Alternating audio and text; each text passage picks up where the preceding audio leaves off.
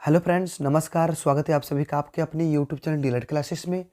तो फ्रेंड्स, आज के वीडियो में साइंस से मस्ट क्वेश्चंस लेकर आए हुए हैं।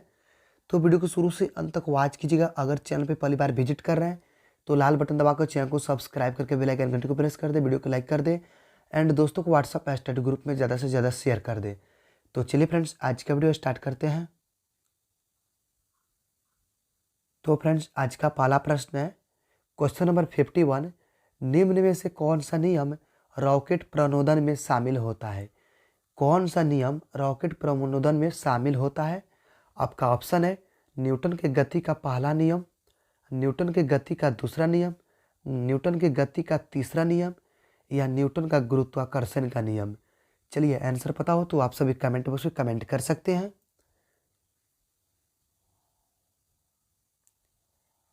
तो फ्रेंड्स, इसका बिल्कुल सही जवाब ऑप्शन सी न्यूटन के गति का तीसरा नियम जो है रॉकेट प्रणोदन में शामिल होता है। राइट आंसर ऑप्शन सी हो जाएगा। अगर इसका पीडीएफ प्राप्त करना चाहते हैं तो लिंक डिस्क्रिप्शन में है। WhatsApp group and Telegram group को ज्वाइन कर ले, वहाँ से आपको पीडीएफ मिल जाएगा। क्वेश्चन नंबर 52 है निम्न में से कौन सा ग्रह सौर मंडल के वैक्यूम क्लीनर की भांति कार्य करता है? आपका ऑप्शन है बृहस्पति, शनि, अरुण अरुण जिसे यूरेनस भी कहते हैं एंड नेपच्यून।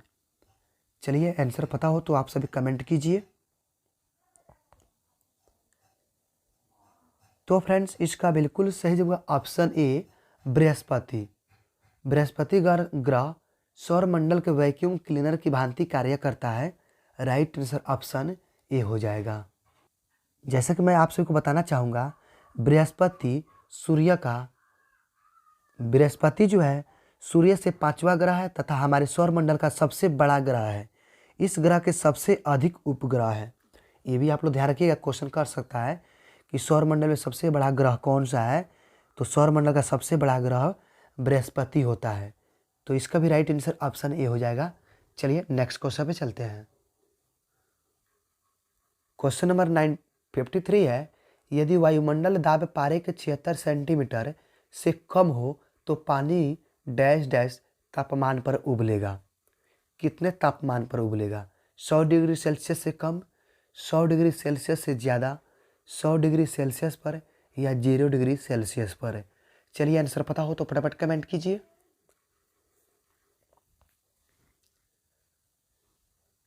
तो फ्रेंड्स, इसका बिल्कुल सही जगह ऑप्शन है 100 डिग्री सेल्सियस से कम।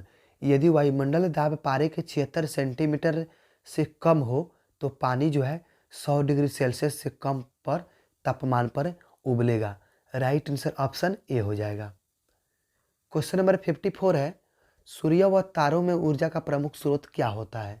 नाभिकीय विखंडन, नाभिकीय संलयन, परमाणुवीय टक्कर या प्लाज्मा निर्माण। चलिए, आंसर पता हो तो आप सभी कमेंट कीजिए। तो फ्रेंड्स, इसका बिल्कुल सही जवाब ऑप्शन बी नाभिकीय संलयन। सूर्य और तारों में ऊर्जा का प्रमुख स्रोत नाभिकीय संलयन होता है। राइट आंसर ऑप्शन बी हो जाएगा। क्वेश्चन नंबर 55 है पेयजल में निम्न में से किसकी अधिकता के कारण ब्लू बेबी सिंड्रोम होता है? सल्फाइड, क्रोमियम, पारा या नाइट्रेट। चलिए, आंसर पता हो तो कमेंट कीजिए।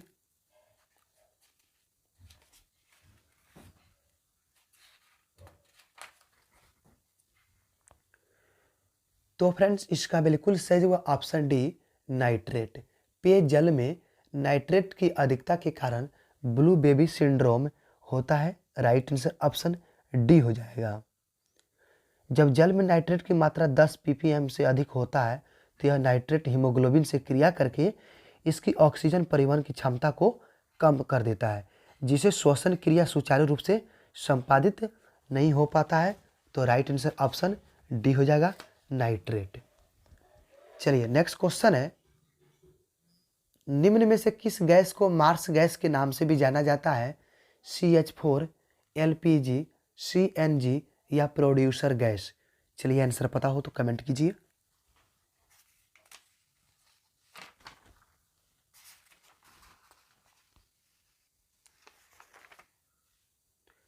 तो फ्रेंड्स इसका बिल्कुल सही जवाब होगा ऑप्शन ए CH4। इन चारों में से CH4 गैस, CH4 को मीथेन गैस भी कहते हैं। मीथेन गैस को मार्स गैस के नाम से भी जाना जाता है। राइट आंसर ऑप्शन ए हो जाएगा। इसी गैस के कारण इसे मार्स गैस कहते हैं। यह कोयले की खानों में पाया जाता है। मीथेन गैस यानी CH4, यह जो गैस कोयले की खानों में पाया जाता है। खदानों में होने वाले विस्फोट हवा के साथ मीथेन के संपर्क से किया जाता है। बायोगैस में मुख्यतः मीथेन गैस ही होता है। इसका प्रयोग ईंधन के रूप में किया जाता है। Right answer option A CH4 यानी मीथेन गैस हो जाएगा। चलिए नेक्स्ट क्वेश्चन पे चलते हैं। वास्तविक वस्तु का वास्तविक प्रतिबिंब निम्न में से कौन सा बन सकता है? समतल दर्पण, अवतल दर्पण, उत्तल दर्पण या अवतल लेंस? चलिए आंसर पता हो तो कमेंट कीजिए।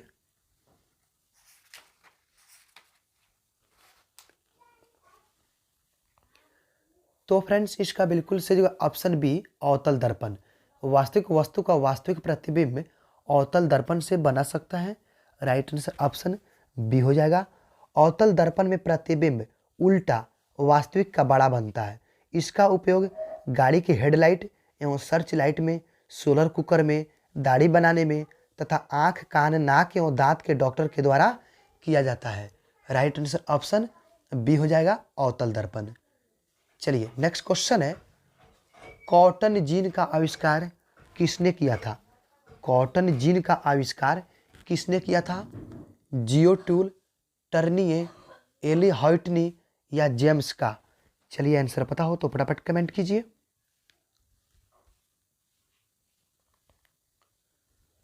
तो फ्रेंड्स इसका बिल्कुल सही जवाब option C Eli Whitney. Cotton gin का आविष्कार एली हॉइटनी ने किया था। राइट आंसर ऑप्शन सी हो जाएगा। ये 1793 ईस्वी में किए थे। ध्यान रखिएगा कब हुआ था? तो 1793 ईस्वी में इसका आविष्कार हुआ था। यह एक मशीन है जो कपास के धागों को बीजों से अलग करता है। ध्यान रखिएगा कॉटन जीन है जो, यह एक मशीन है जो कपास के धागों को अलग करता है। फिर से मैं रिपीट करना चाहूँगा, कॉटन जीन एक मशीन है। इसका आविष्कार 1793 ईस्वी में एली हॉइटनी ने किया था और इसका उपयोग कपास के धागों को बीज से अलग करने में किया जाता है। चलिए नेक्स्ट क्वेश्चन पे चलते हैं। नेक्स्ट क्वेश्चन है, मानव के लिए श्रव्य आवृत्ति का प्रास क्या है? 2 से 20 हर्ट्ज, 20 से 200 हर्ट्ज, 20 से 2000 हर्ट्ज या 20 से 20,000 हर्ट्ज? चलिए आंसर पता हो तो कमेंट कीजिए।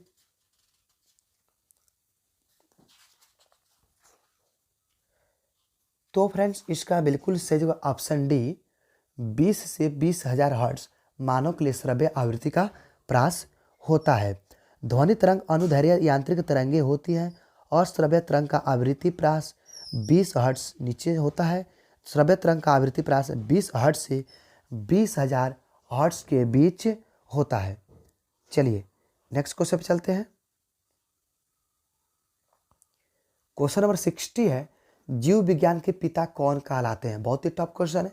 अरस्तु, हम्सले, लेमार्क या लिथोफेरेस्टस? चलिए आंसर पता हो तो कमेंट कीजिए।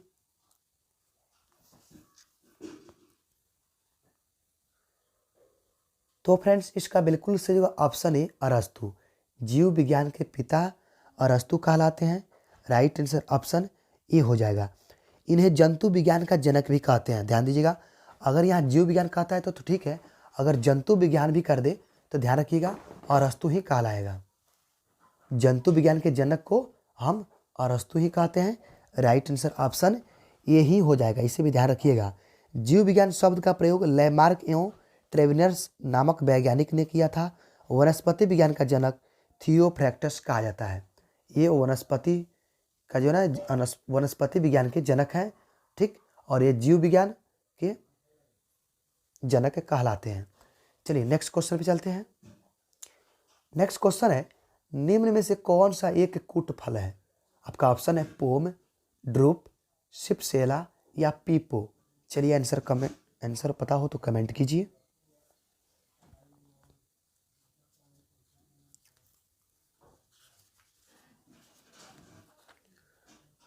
तो फ्रेंड्स इसका बिल्कुल सही जवाब ऑप्शन बी ड्रूप हो जाएगा। ड्रूप जो है यह एक कुट फल है, ठीक ना। फलों का निर्माण अंडाशय से होता है, ध्यान रखिएगा। संपूर्ण फलों को विभिन्न नामों से जाना जाता है।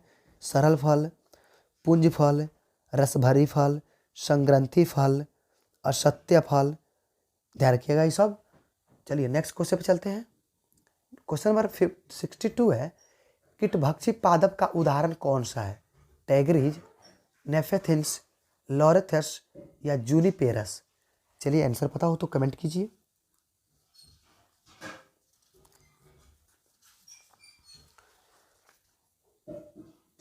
तो फ्रेंड्स इसका बिल्कुल सही जवाब ऑप्शन बी, सॉरी, नेफेथिन्स।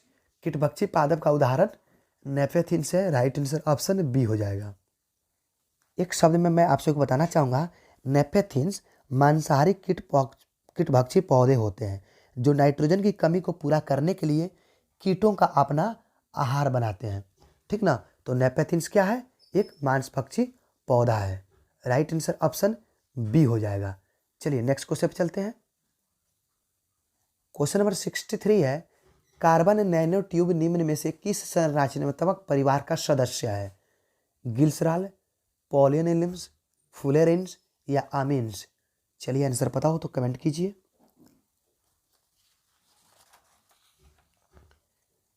तो फ्रेंड्स इसका बिल्कुल सही जवाब option C, fullerenes. Carbon nanotube fullerenes संरचनात्मक परिवार का सदस्य है। राइट आंसर ऑप्शन सी हो जाएगा। नेक्स्ट क्वेश्चन है, प्रति चुंबकीय पदार्थ की चुंबकीय प्रकृति कैसी होती है? शून्य, ऋणात्मक, एक से कम या एक से ज्यादा? चलिए आंसर पता हो तो फटाफट कमेंट कीजिए।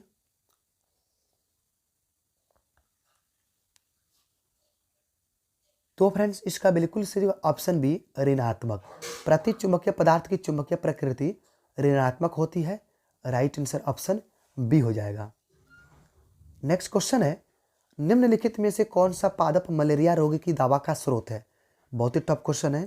थिया, रेवाल्फिया, रूट्स या सिनकोना? चलिए आंसर पता हो तो फटाफट कमेंट कीजिए।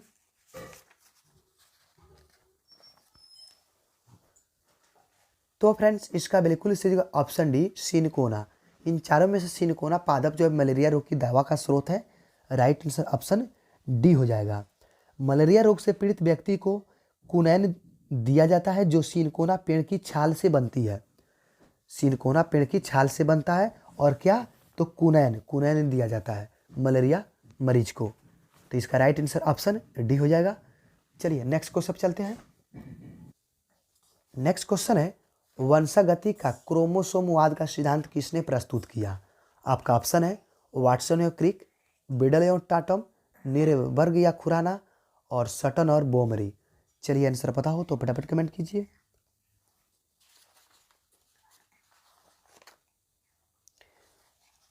तो फ्रेंड्स इसका बिल्कुल सही जवाब ऑप्शन डी, सटन या बोमरी। वंशागति का क्रोमोसोमवाद का सिद्धांत सटन या बोमरी ने किया था। राइट आंसर ऑप्शन डी हो जाएगा। और यह 1902 ईस्वी में किए थे। इस सिद्धांत के अनुसार क्रोमोसोम ही वंशागति के वाहक होते हैं। चलिए नेक्स्ट क्वेश्चन चलते हैं। निम्न में से कौन सा रासायनिक परिवर्तन का उदाहरण है? जल का बर्फ बनना, बर्फ का पिघलना, लकड़ी का जलना या चीनी का पानी में घुलना? चलिए आंसर पता हो तो कमेंट कीजिए।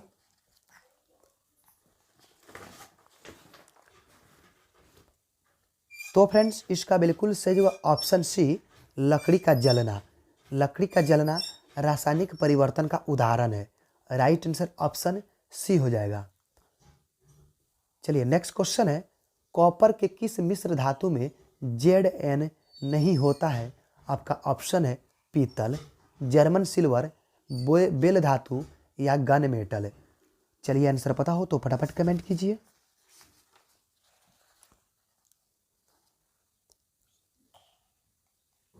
तो फ्रेंड्स इसका बिल्कुल सही जवाब ऑप्शन डी, गन मेटल हो जाएगा। कॉपर के गन मेटल के मिश्र धातु में, सॉरी, बेल धातु होगा। ऑप्शन सी हो जाएगा। कॉपर के बेल धातु मिश्र धातु में Zn यानी जिंक नहीं होता है। राइट आंसर ऑप्शन सी हो जाएगा। चलिए नेक्स्ट क्वेश्चन है 69, टाइफाइड यानी मियादी बुखार किससे फैलता है? छूने से, वायु से, कीट रोगवाही से या पानी और खाद्य पदार्थ से? चलिए आंसर पता हो तो कमेंट कीजिए।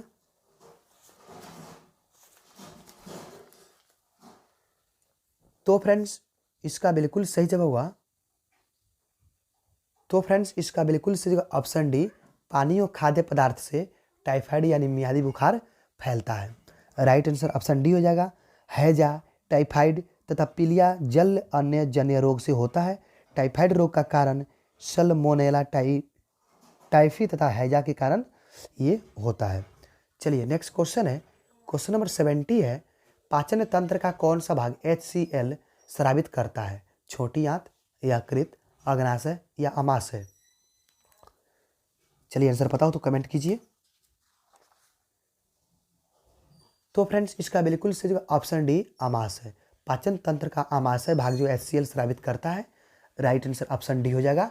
उम्मीद करता हूँ वीडियो पसंद है तो वीडियो को लाइक कर दे। अगर चैनल पे पहली बार विजिट करें तो चैनल को सब्सक्राइब करके बेल आइकन घंटी को प्रेस कर दें ताकि पल पल के वीडियो का नोटिफिकेशन आप सभी को मिल सके। और दोस्तों को व्हाट्सएप या स्टडी ग्रुप में ज़्यादा से ज़्यादा शेयर कीजिएगा। आज के वीडियो में इतना ही, धन्यवाद।